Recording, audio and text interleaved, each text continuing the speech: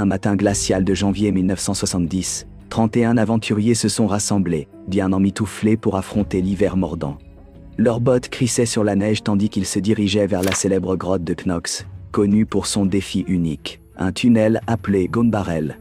Ce passage étroit, large de seulement 46 cm et long de 18 mètres, était considéré comme un véritable test de courage, séparant les explorateurs occasionnels de ceux prêts à repousser leurs propres limites.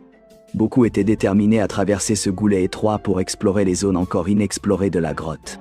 Après une longue marche à travers une forêt couverte de neige, le groupe atteignit l'entrée, un trou gelé menant à l'obscurité de la grotte. Un à un, ils descendirent dans les profondeurs, où la température chutait rapidement, laissant le monde extérieur derrière eux, remplacé par le bruit discret de l'eau goûtant et le son de leurs pas résonnant sur la pierre.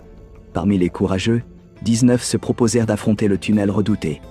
Et parmi eux se trouvait Peter Vien, un garçon de 11 ans en quête de prouver sa valeur lors de sa première aventure souterraine. Il observa les autres progresser, certains rapidement, d'autres avec prudence, se préparant lui-même à relever le défi.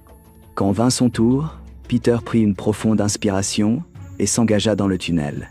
L'espace était encore plus étroit qu'il ne l'avait imaginé. Son corps frottait contre les parois rugueuses, et il devait utiliser ses coudes et ses genoux pour avancer.